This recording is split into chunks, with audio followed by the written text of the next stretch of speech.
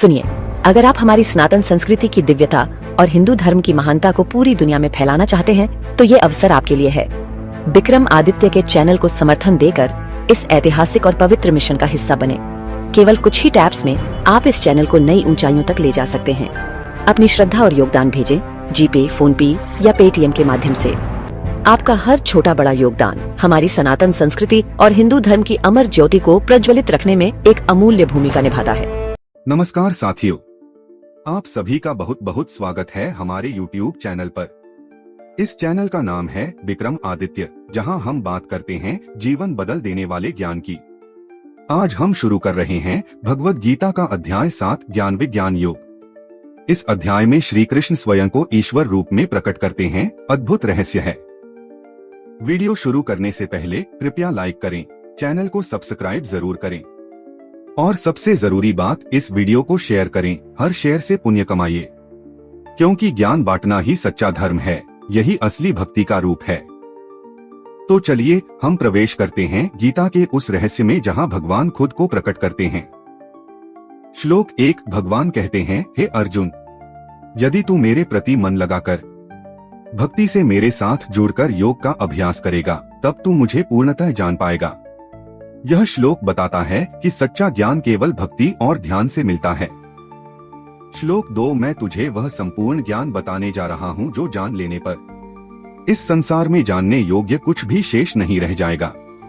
यह अध्याय हमें ज्ञान और विज्ञान यानी व्यवहारिक अनुभव की शिक्षा देता है।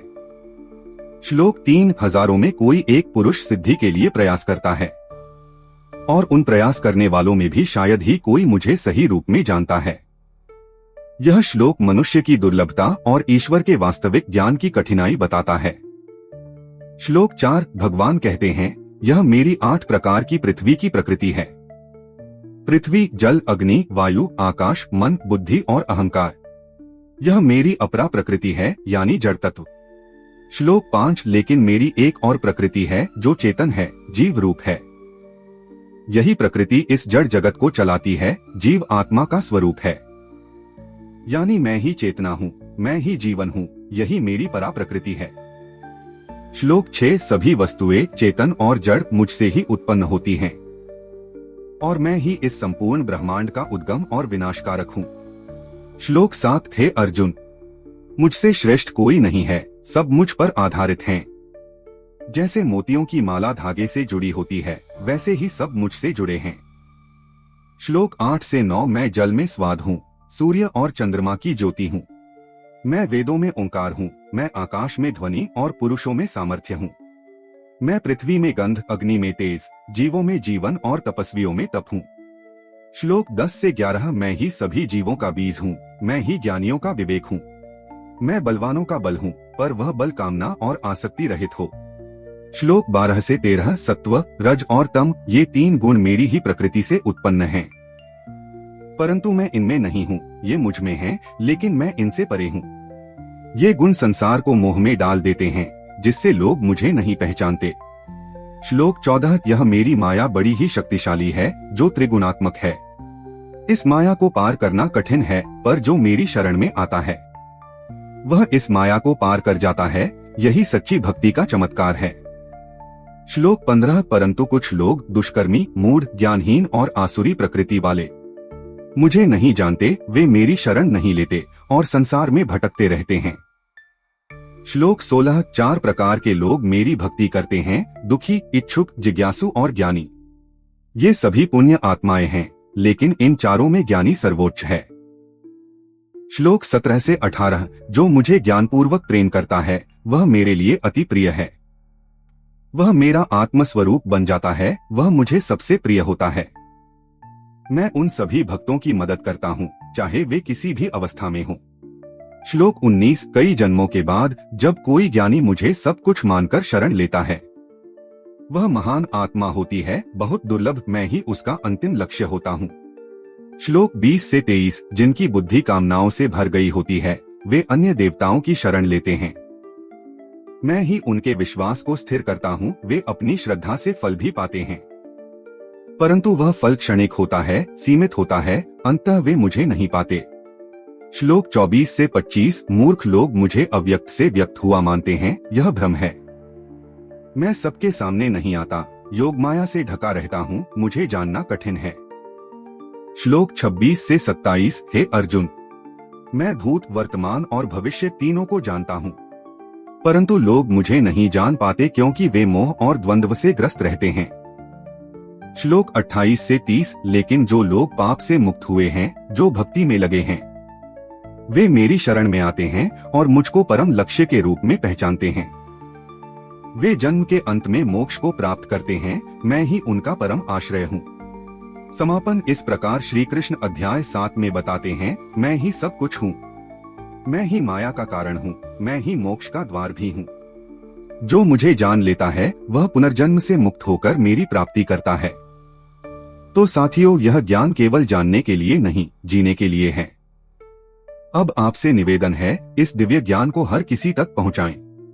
शेयर करें, लाइक करें, कमेंट करें और हमारे चैनल विक्रम आदित्य को सब्सक्राइब करें। हर शेयर पुण्य का कारण बनता है और एक आत्मा को मार्ग मिल सकता है। जय श्री कृष्ण, जय गीता। अगला अध्याय जल्द ही लाएंगे। धन्यवाद। अब प्रश्न उठता है, इस ज्ञान को हम अपनी जिंदगी में कैसे उतारें? हर दिन ध्यान और जप करें। भगवान ने कहा है कि भक्ति और ध्यान ही मार्ग है। सुबह का कुछ समय मौन में बिताएं या ईश्वर के नाम का स्मरण करें। माया को पहचानें और सावधान रहें, हमें हर दिन माया हमें भ्रमित करती है।